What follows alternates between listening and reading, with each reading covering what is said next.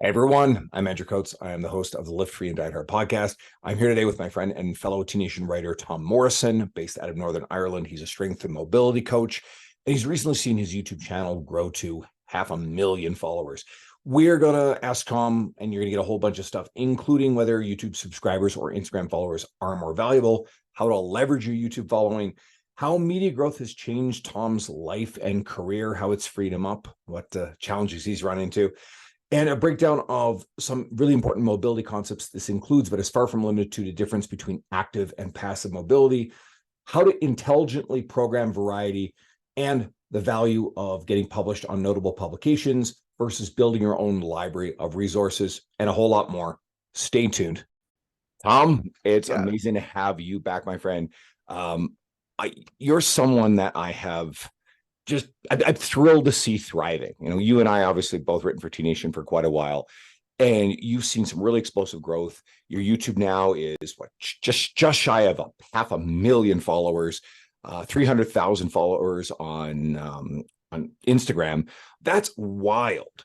So I want to jump right in, and fun question. So are YouTube subscribers more valuable than Instagram subscribers? Not to distill people down to their quote economic value or anything like that.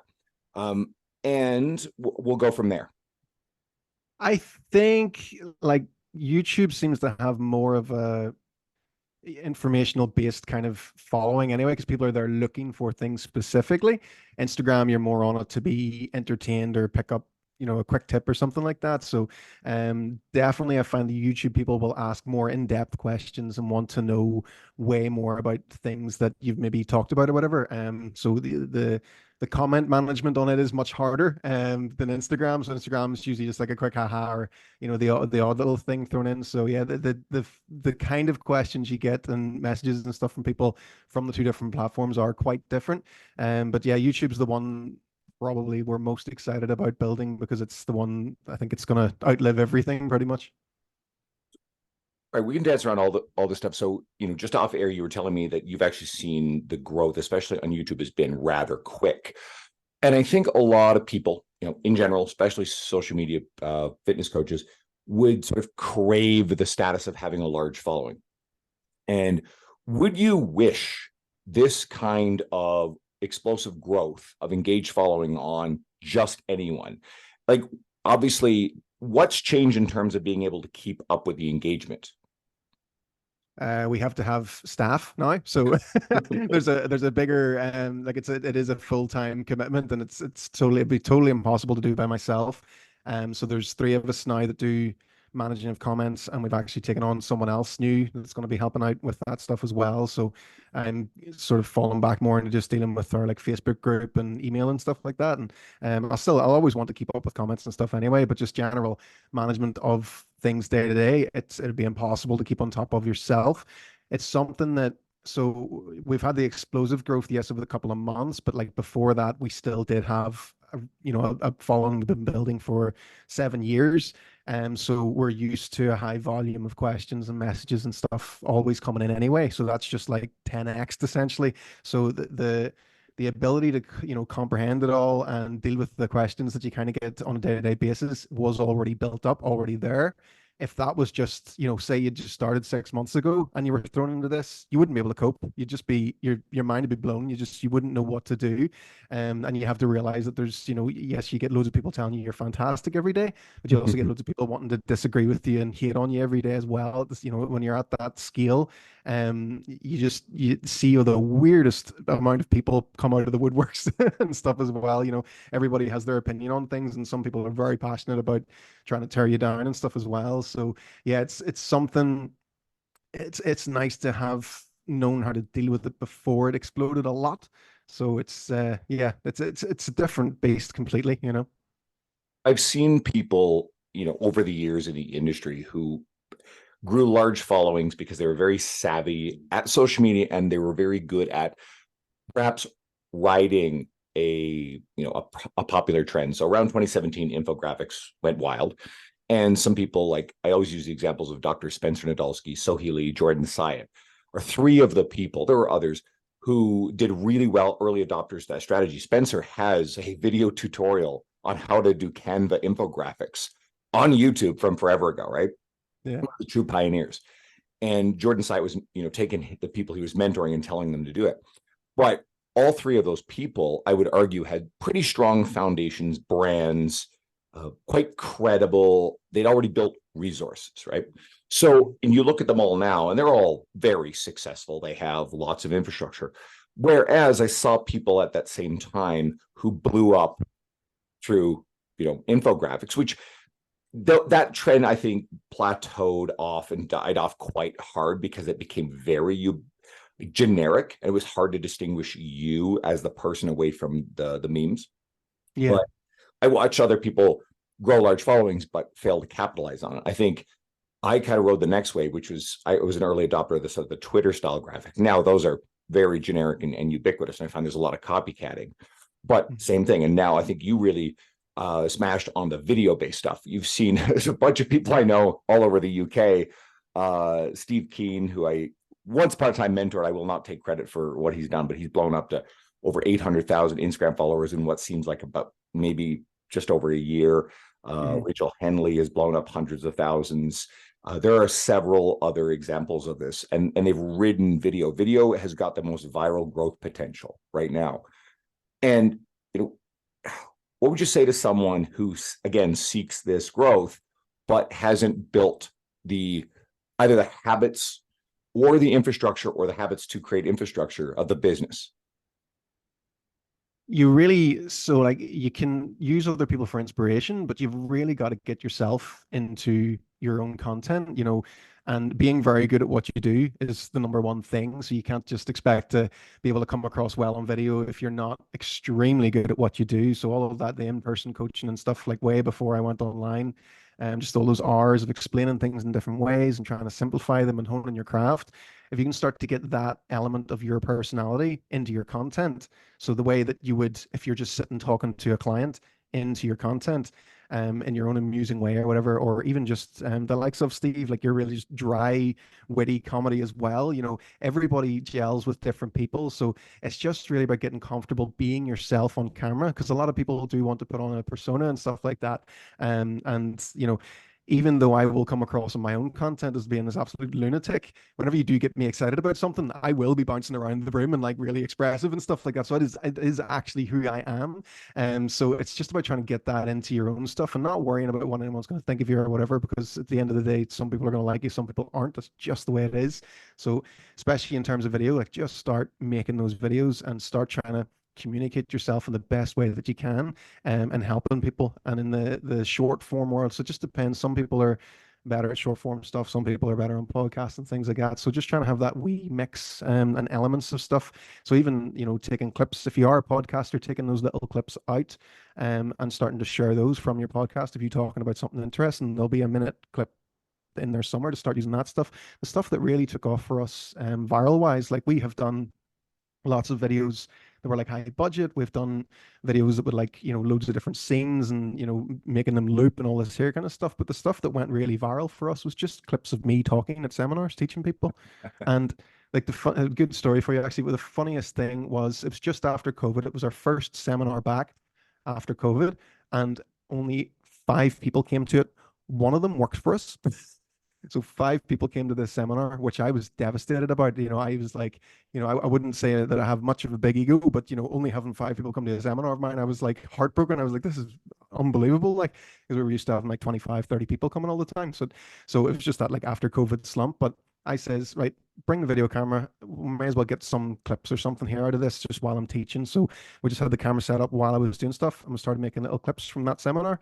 And it was one of those, was the first ones on TikTok to go viral. I got millions of views on it, and yeah, it exploded the TikTok. And then that same clip, then we tried on Facebook, we tried on Instagram, same thing happened. So it was the substance of the content and the way I was teaching that just really grabbed people, and it worked on multiple platforms. And then the same has happened on YouTube as well. And you hit on something big there, the quality of the concept. So I will occasionally be asked to evaluate someone's social media, right? Like something that I'll do a little bit just out of fun, or, consulted for it. And so I was analyzing a guy I know social media, and decent following, but very, very low engagement metrics. And of course, I'm looking at Mhm. this going, all right, like, are you buying followers? What's going on here? And he's like, no, no, no, no, no. And I go back in time, and sure enough, there's better engagement in the past. And what he was doing is he's pulling out, I'm sure he was farming it out. Someone was taking a lot of clips from his podcast, and they were all sort of like him sitting there in the same frame. So, and there was a whole bunch of them on his wall, in sequence. So they all look like the same thing. And ultimately, I think whoever was pulling them out, these are fairly generic takes. There wasn't like what you described. There's probably something that had something kind of wow. There was humor, your energy. You're as anybody who's listening to the audio, and they got to go look you up. You got long hair, you got the glasses, you got the goatee, you've kind of got like this, almost like this Weird Al Yankovic sort of like thing and energy going on, right? People need to actually plug into that. They need to go check out your media. I promise. They'll get you right, and it's part of this perfect ensemble. But I think if you just take these very generic takes and tease like farm like an entire podcast and get a whole bunch of them out of there, chances are you're going to get some what I'll call mediocre stuff. And if you spam mediocre stuff on the platform and people just kind of meh, and they're scrolling past it, you'll shadow ban yourself very quickly. And I think that's what happened. So I got him like, all right, stop doing this. The quality of the content actually has to be really good. Mix up your format a little bit so it doesn't look like you're just sharing the same reel over and over and over. And things started to improve. Okay, let's pivot a little bit because I obviously have a million questions about YouTube and all that, and we can dance around. But I mean, your brand is mobility, right? You're the mobility guy, and you've been writing about that stuff for T Nation. A lot of your media is about that. So, can you explain a few important concepts? One that I love is the idea between active and passive mobility, passive range of motion. Why does this matter? And can someone have too much mobility? Oh, yes, absolutely. My business partner, Jenny, she's hypermobile, so she's too flexible in all of her joints. So it just becomes this like, oh, it's great. Look at all the things you can do. But it's like you get hurt all the time. And, doing the most basic exercises, even just like a single arm dumbbell press, you can dislocate your shoulder. So there's obviously something that you can have too much flexibility. So it's not this great thing. Oh, wow, look how flexible you are. It's like if you've no control over that, it's just as bad as being really inflexible and not being able to do things as well. So, active and passive, if you can passively achieve a lot of range of motion and you don't have the strength in it, that's just a recipe, for injury. You'll obviously be able to go further if you sit in a deep stretch and you start breathing and stuff like that there. But if you then can't replicate any strength at all within that range of motion, then it's kind of like what's the point kind of thing. Not everyone should train to be a contortionist. It's not a good idea. So you want to make sure that you've got a good level of strength. So the way I just shifted my coaching over the years was just to use full body joint movements that will increase your flexibility as you work on them, but also build strength at the same time. One of my favorite things in the world is the deep split squat, where you try and get the knee as far over the toe as you possibly can, so not the Bulgarian version. And if you start loading that up and doing it regularly, your ankle mobility is going to improve, your hip mobility is going to improve. You're going to start to get deeper into your squats. It's going to help your squat as well. So it's a nice, good thing to program, and it builds strength and stability and all at the same time as improving your flexibility. So there's loads of ways to do certain things. And like if you enjoy yoga, for example, like by all means do yoga, but it's not the only way to do stuff. You can use progressively loaded strength movements to build strength and stability and flexibility all at the same time. And if you have a nice combo of resistance bands and stability based exercises, body weight exercises, even you're going to be able to hit a lot of things without boring yourself to tears as well. So a lot of the stuff that I do that improves, like especially when people get our program, they're like, this feels like a workout, and it's like, well, yeah, it should do. Like, what do you want? You want to improve your mobility by sitting and doing nothing? Like, you need to work for it. If you want to improve your mobility, you have to work for it. So yeah, you don't want to be too passively flexible. You want to have strength within your ranges. Me, it's all about being able to control your access into those ranges of motion, right? Yeah. Can you Yeah, and elaborate on that? you want to have that you're able to switch on and do it straight away almost, so that you don't need an intensive 45-minute warm up before you do anything. You want to be really in control of everything so that you can do a quick warm up and just jump into your normal training. You shouldn't have to stretch all of the time if you're doing good movements often enough. Can you explain how the nervous system regulates most of this, its role? How it regulates?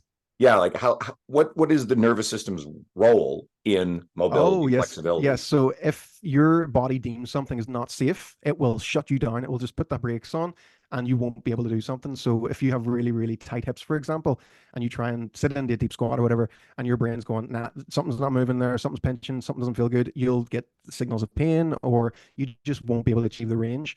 Whereas if you break that down, and again, bring it back to that split squat, if you work on split squats one side at a time and show your hips, show your brain essentially, hey, look, I can do this on this side. And look, I can do it on this side as well. Why can't I do it on both sides? You'll actually see an instant improvement in someone's flexibility. Just you can actually explain someone into better positions by showing them, look, you can do it fine on both sides when you do them individually. So let's put them together. So I've had people, I don't know if any of your followers know the overhead squat, where you squat with a barbell above your head and with your arms locked out. So it's quite a challenging movement mobility wise. I've had people come to me unable to like even do a quarter squat with the bar above their head and wobbling around like mad, taking them through a few exercises, and within 15 minutes saying, right, let's try this again, and boom, down to the bottom of the squat with the bar above their head. Because it's just if your brain perceives something as dangerous, it's not going to let you move in a certain way. And the best way to meet your nervous system is to set up box jumps and keep adding height until you get to a point where you try to jump and your legs don't let you. There's your nervous system right there. So it's all about finding ways to build confidence and show your body, show your brain that it's a safe thing to do, that's going to allow your body to actually move better. So yeah, the nervous system is a wonderful thing. Another example of that is and a lot of us have had this experience, is we load up the bar, heavy deadlift, 1 rep max, 1 rep max. And everybody's had the experience of that kind of new 1 rep max. And it felt often enough, it actually kind of came up like fast. It's almost like I think of it as your nervous system has been primed up. You're amped up after warming up and going through everything to pull that. So you feel like, oh shit, I should easily be able to pull another like 5 pounds, put a 2.5 on the bar. And it's like giant magnets are holding that weight down. Now, there's probably some nervous system fatigue by the point you get to that. But I think it's just also the nervous system saying, no, this is dangerous. We're not doing this, right?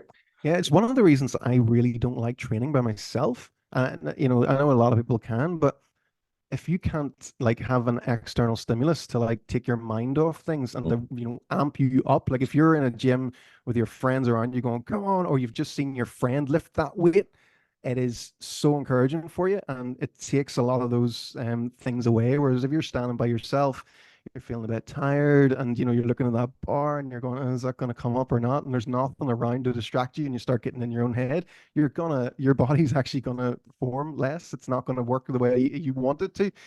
So yeah, it's all about just trying to trick the brain essentially into getting things going. It's why people use smelling salt as well. That brief second of going, what's going on, is enough to like get your head out of your, or get your own out of your own mind. And I guess I'm not an expert in the subtle nuances of competitive powerlifting, but when you're peaking someone for a meet, the periodization of having someone perform at the top level at the Olympics, there's super compensation that can't be maintained long term. You're trying to time it so that way their nervous system is able to go past its normal limits. I suppose here's another thing too. That's a good way to explain it. Whenever we have someone who competes in something that involves strength, but within a weight class, one of the goals is to get stronger, but not actually gain any weight, or get to the kind of the top of that weight class. I'll leave weight cutting out of this equation for simplicity. But what you're ultimately doing is you're trying to get more out of your nervous system to be able to recruit the existing muscle fiber more intensely. And like you alluded to earlier about the body saying, no, like I could get injured. I think of it as a red line. Excuse me. And so we don't want to live in that red line all of the time. You hear these stories about like old grandmas, flipping cars off of, I exaggerate, but flipping cars off of children that are trapped under there, right? And it's like the body and the nervous system basically will not let you fire all muscle fibers voluntarily at any given time, because if it does that, that's actually going to cause injury. It'll tear tendons. It'll just damage joints. Now, people don't talk about the fact that grandma is just, her body's wrecked after doing that to save the kid.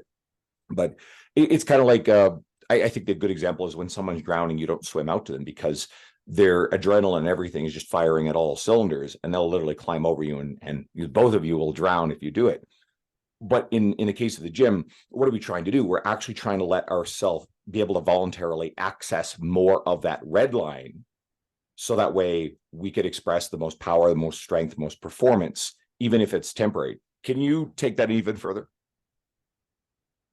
It's just that exposure that you want to be pushing things over that red line, like you said, just every now and again within your programming and testing yourself so that you know that there's more there. So when you go back to the start of another program, that you have more in the tank and you know that you're able to keep on pushing that. So you always want to be pushing your boundaries with anything. And it's why I like people to learn like multiple things. So even if you are, say, just wanting to do powerlifting again, to bring it back to that, you're only doing 3 lifts all of the time.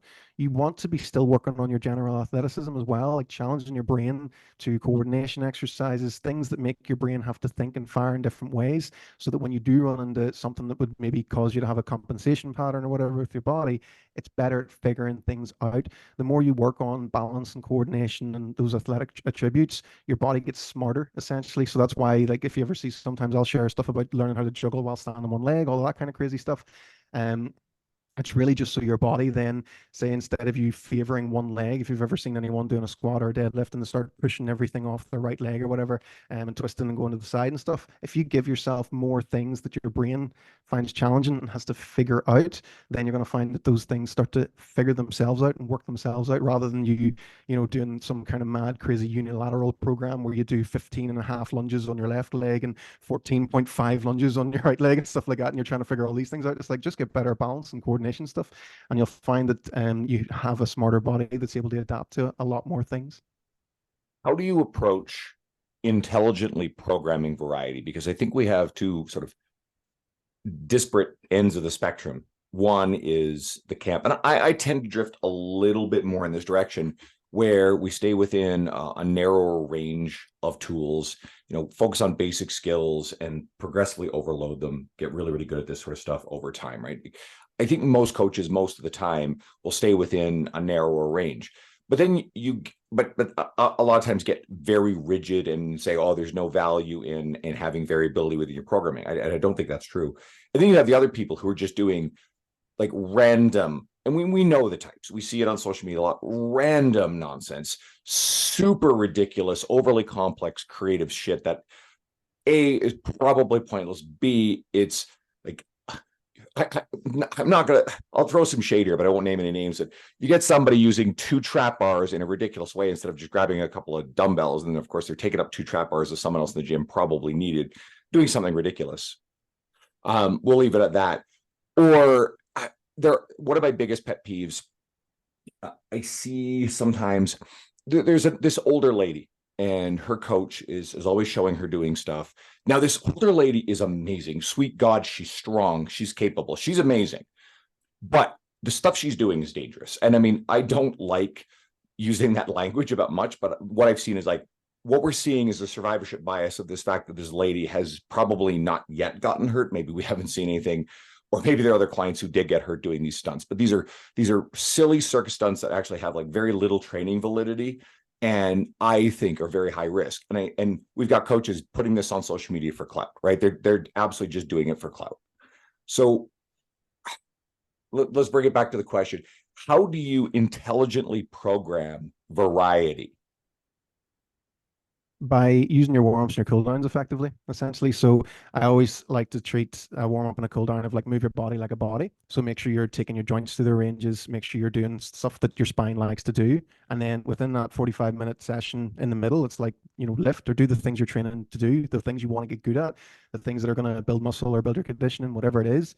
That's where you want to be pushing yourself. And then in the end, 15 minutes, that's where you bring it back to like, right, let's offset some of the stuff I did here. So if you were doing heavy lifting and it was just all isometric tension kind of stuff, no spine movement, grab a resistance band and do some twists with the band and actually, pull in a little bit of weird variations and stuff just to loosen off the muscles. You'll find that you don't leave the gym feeling like a fridge freezer, and you're actually able to walk and move again, and I find that more effective than sitting in passive stretches essentially. So it's just about giving yourself enough of the stuff that a body wants to do, and then you're going to find that you're able to actually push yourself and you're training a lot more, and especially, even having things. So I really like movements that I can progressively load, but I still qualify as mobility movements. So weighted single leg deadlifts, I still qualify them as a mobility exercise, but it's still something that can progressively load and improve over time. And you're still going to get a training effect from it as well. So if you combine that alongside with your deadlifts as well, it's like, well, there you've got your stability and your balance element included with your heavy lifting, and the deadlifts you've done with the straight bar or whatever on both legs, you're pre-fatigued before you do them. So then there we go, another, training element, and it's still mobility technically. So yeah, but so just adding in a bit of resistance band work and some exercises that have a large range of motion and have stability requirements. Like, it's awesome. It's enough balance. You don't need to get overly fancy with it. There's a lot of really good movements, again, like that split squat I mentioned. If you start to load those up as well, you're hitting a lot of things at once, which is, that's what you want. You want the most effective things for your time. And like single leg, especially, they're going to be within reason. There's limitations on loading.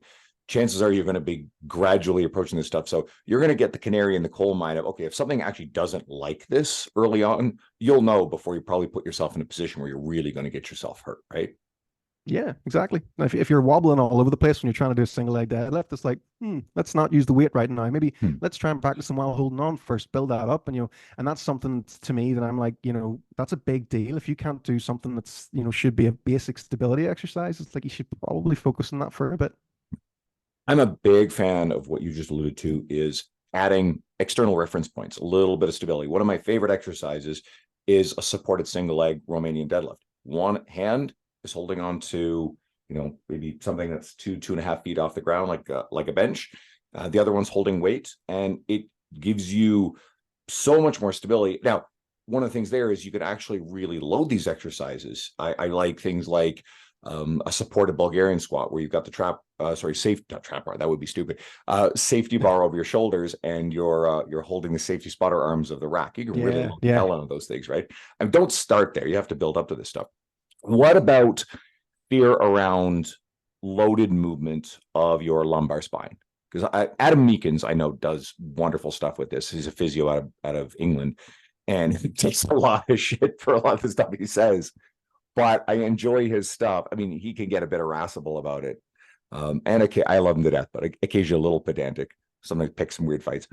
But I like the underlying concept of the fact that we actually want to be able to bend and load at the spine. I don't think it's wise to do it maximally, all of or much, if it ever. And I think a core brace is a really essential part if you're lifting super, super heavy.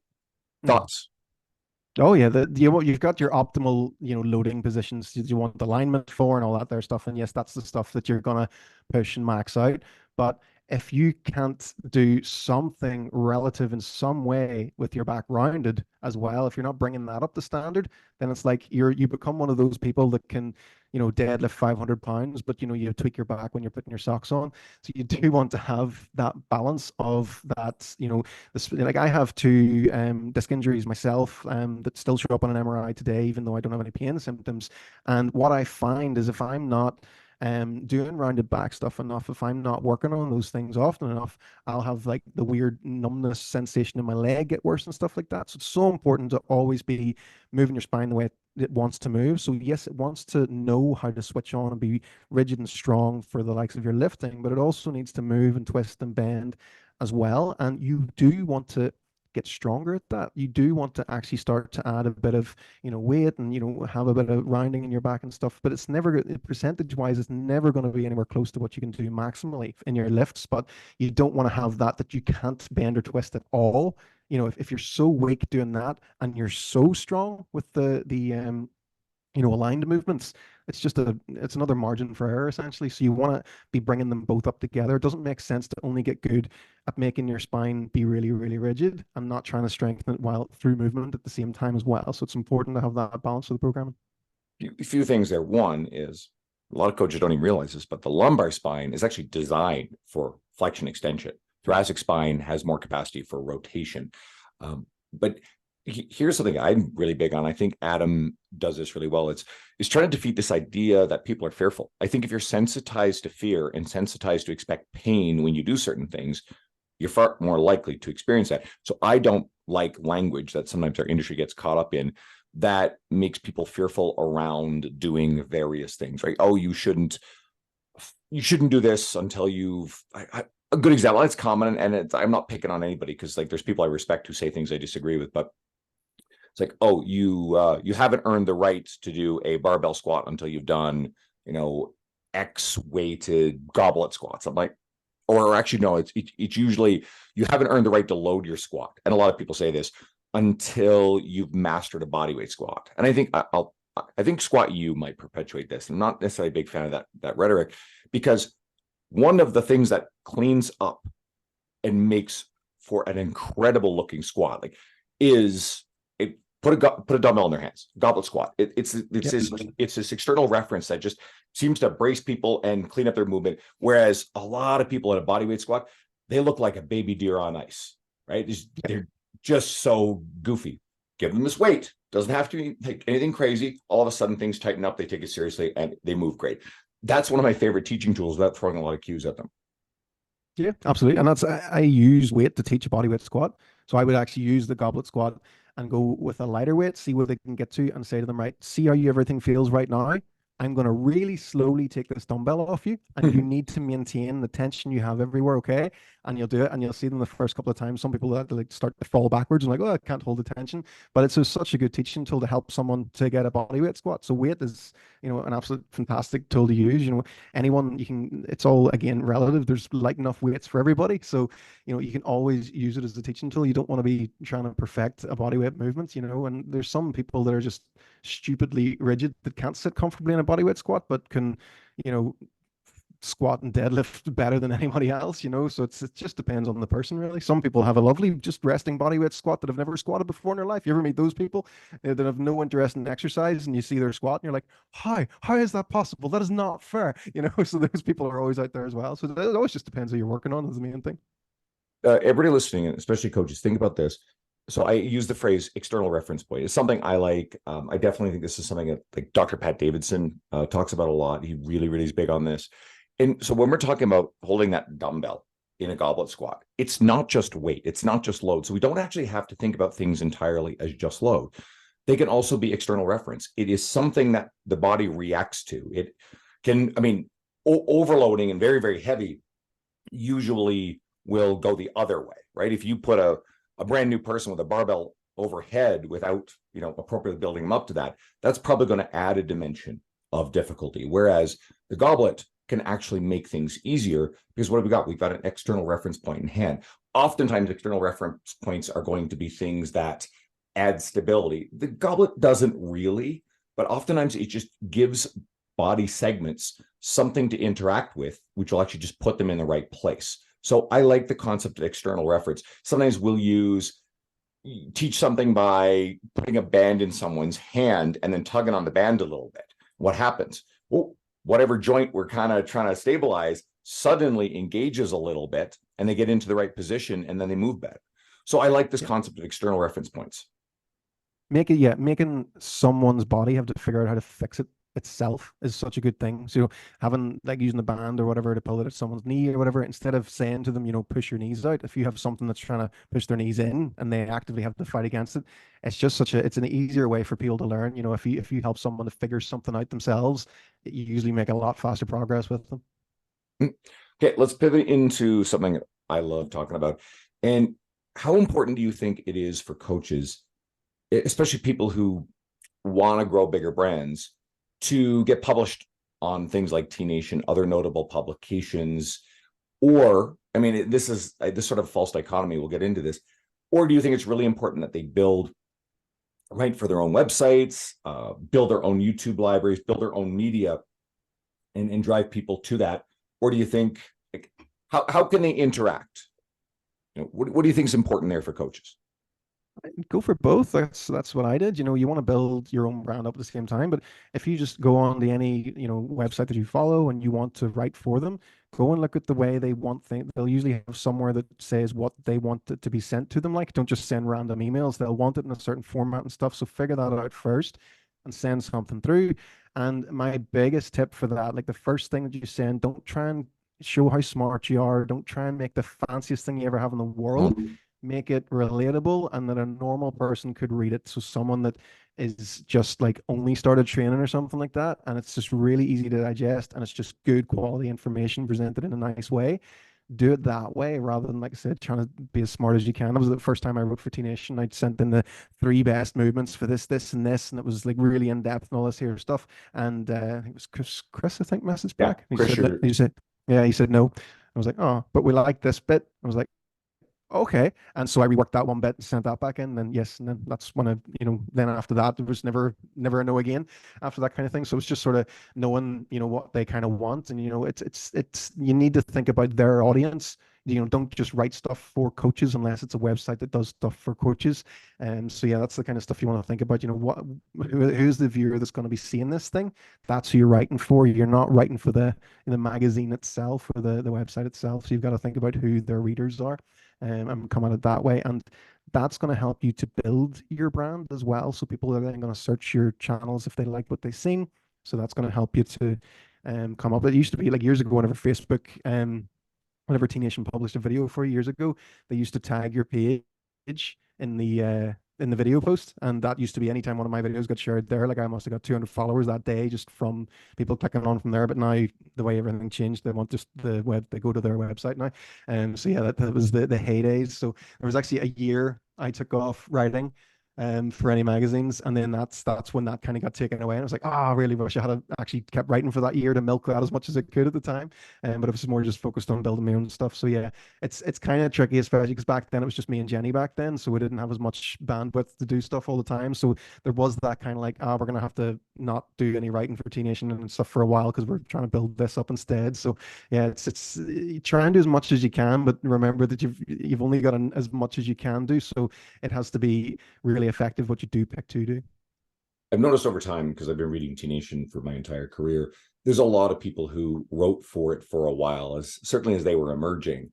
And then they all started to build their own media and business and everything. And then they wrote for T Nation less and less. There are some people who've continued to serve T Nation, Eric Bach, Lee Boyce are a couple of good examples who just continue, who've been there a long, long time, who continue to feed them stuff.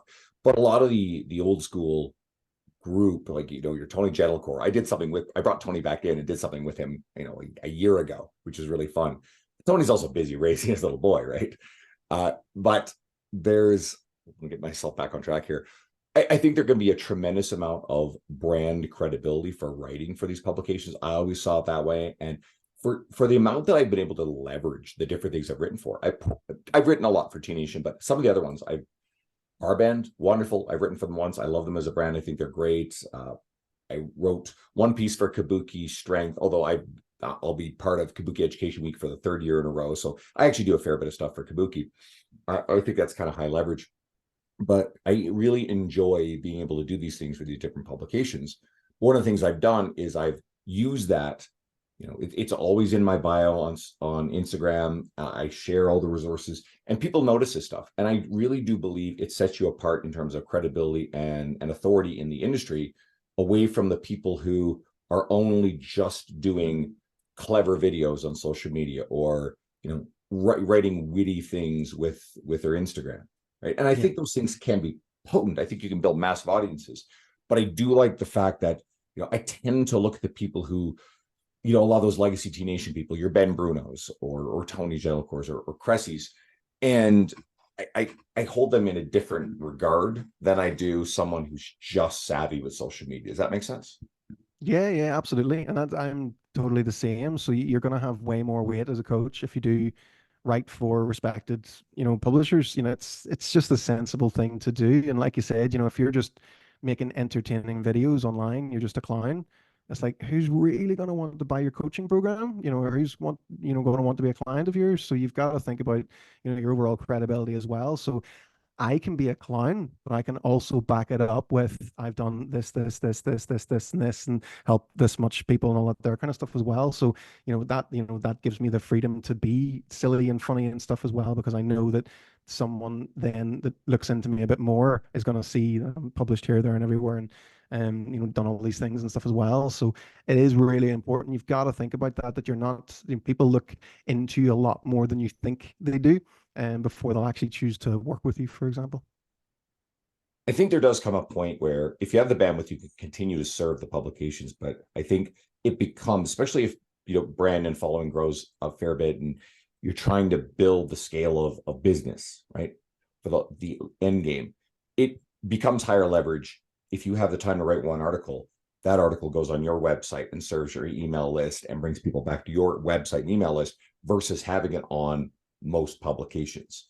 Building the YouTube, for example, like the time it took you to build and invest that YouTube, yes, you are on someone's platform theoretically. Like people will say, oh, only your email list is your own. But I tend to see YouTube as long as you're not doing really stupid shit that's going to get you kicked off the platform, YouTube's probably safe enough where I would say you kind of own your audience in a sense.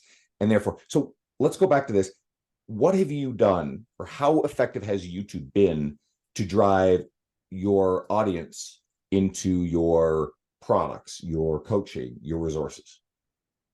Well, all of our content is essentially, here, do you have this problem? Here's something that's going to help you to make progress with it. And if you can give someone that little bit of help, they're going to have way more trust in you. And then that's where they're going to message or comment or email or whatever to find out more, because they're like, oh, hey, this I think I've struggled with. This has helped. I want more. If you can give someone that little bit of something, this is the realization moment of like, hey, I haven't done that before. This is great. This is really helping me. It's such a powerful thing. And like I say, YouTube is definitely the one, I would say, revenue wise, that we've noticed the biggest increase from following in that. So the Instagram took off quite quickly, but there was a bit of, revenue increase from that. But whenever the YouTube really exploded, that was in terms of program sales, not the money that you get from YouTube itself.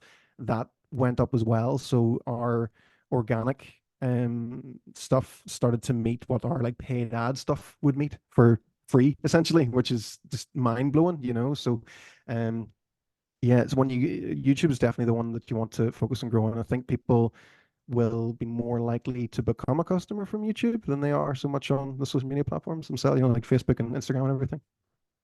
I think you have a much deeper opportunity to create a relationship with people. I had my pal Funk Roberts on not too long ago, and Funk is, you're different, but you both have high energy, and I think that's a big thing. It translates through video really well. And Funk's got 700,000 YouTube subscribers, and he is crushing with business. He's a little older, he's been doing it a little longer than a lot of people, but he's really just doubled down into that space. And he's got Instagram, he's got a bit of a following, but he doesn't even really care much about it. Everything is full send on YouTube. And I don't think he's really worried about trying to get published in various other places. He's just dominating on this channel. And like, I think a lot of coaches, I am bullish on social media. I think it can be really, really good, but I think a lot of coaches can be a little too caught up in the fact that social media, in terms of the time you spend in it, can be kind of low leverage. I think the individual touch points with people, if they're asking you questions, DMs, very, very high leverage. But I'm a big believer in, all right, you got to build these resources. I haven't done all of this very well. I mean, I've had the podcast for forever. And, I've written a lot of articles, but I keep serving these other publications. But now it's like, all right, I got to get back around to feeding more stuff into my website and building this side of things. I'm just terrible at spreading myself too thin, try to do too much stuff. And I get pulled off in a lot of public speaking, which is time consuming and high leverage in some aspects and low leverage in others. But, you can't do it all. I'm also a one-man show, whereas you were smart and actually hired some people. So here's one. Have you changed since you've seen the growth of your business and your media? Yes, I don't care about numbers as much anymore.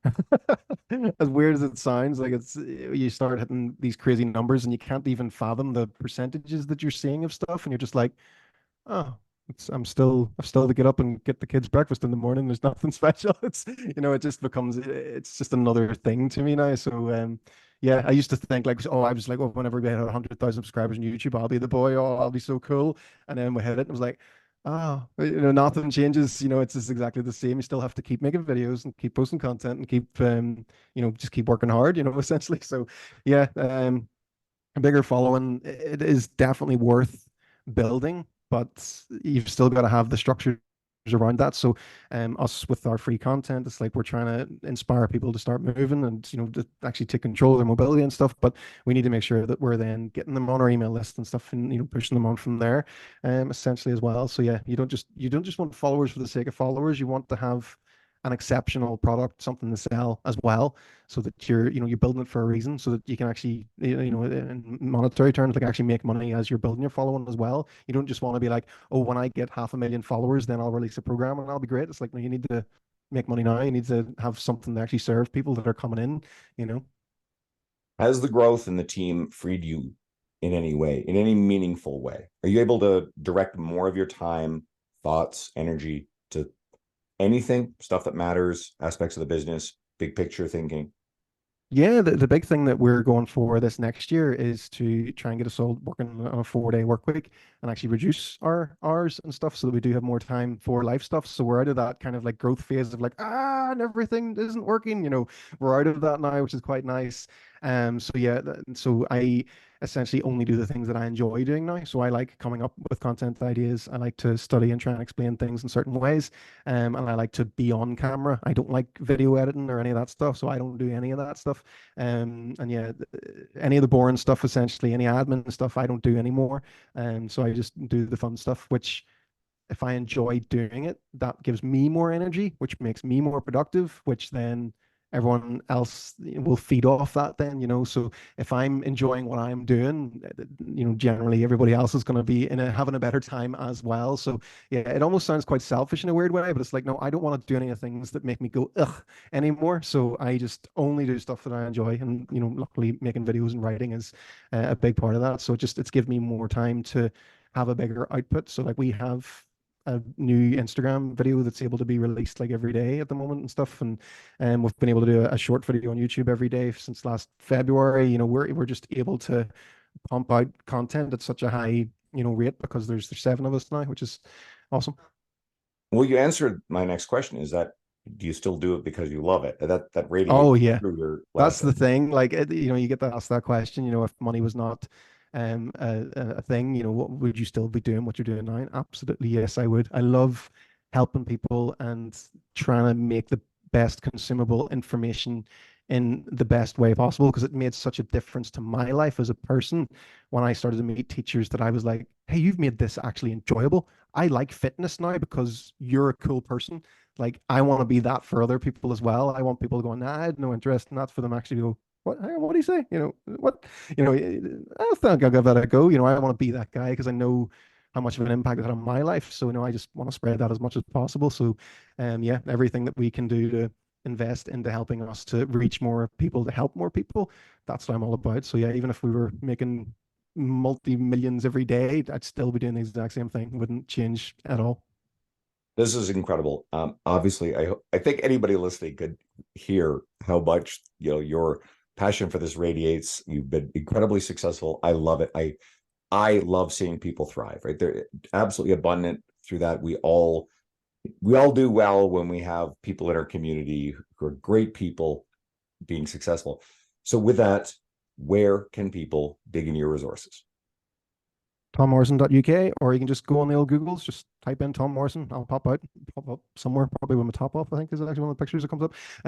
Yeah, so yeah, Tom Morrison, just search that. It's on and Tom Morrison Training on Instagram. TomMorrison.uk is our website, and just Tom Morrison on YouTube, Tom Morrison on Facebook. Just search that and you'll get lots of different stuff. And yeah, if you want to sign up to our email list, it's the 7 Days of Awesome. You can get that on our website. It's a free series that you can work on, and you'll kind of see, so anyone that's in the kind of business side of things as well, you kind of see our process of how we build trust and show people things. And then on day 8 of the 7 Days of Awesome, that's when we say, hey, we have a program as well. So it's a nice way to do things. You want to always be helpful and always be useful, and if someone then decides to sign up with you after that, that's great. But if not, and you've just been useful and helpful to them and they decide not to work with you, that's also great as well. So yeah, it's all just about spreading the message. And if you're so passionate about what you do, you know, how could you not get excited about making content and wanting to share it and, get others involved as well? Anybody who is really interested in YouTube, even if they're probably, who knows, maybe they will because they'll see value in the way you do it. Even if they're not necessarily interested in programs, just go check out your YouTube to see what you're doing well on YouTube. You can learn a lot from people who are successful with media if you want to grow that media. If you want to learn more about video-based stuff for Instagram, again, Tom, you've been exploding. It's really cool to see. Everybody listening, thank you. I'm in the process of subtly, or maybe not so subtly, kind of shifting some of the ways I'm approaching this. I think the essence of the podcast will be really much the same. I think coaches will love it. I want to make this podcast more accessible to the everyday person as well. So I want to get into themes that are a little bit broader and tap into all of the wisdom of my guests. If you enjoyed this one, you can help me expand the reach of this podcast by sharing it with a coach who you think would love it, what I've been doing, or even someone in your world who isn't necessarily within the fitness industry who might get a lot of value out of this and from learning from my guests. I have more great guests I am in the process of getting back to being really consistent again. I know I had that little hiatus and I apologize for it, but I really am reinvigorated. I had to take a couple of months just after all the travel this year and some injuries, just feeling run the hell down. And we're sometimes terrible at that in our industry. All right, Tom knows that. So I've been working on just recuperating, and I feel rejuvenated. So I hope you'll stay with me on this. I hope you'll stick around for the next episode. Tom, you're wonderful. I truly appreciate you. Thank you, my friend.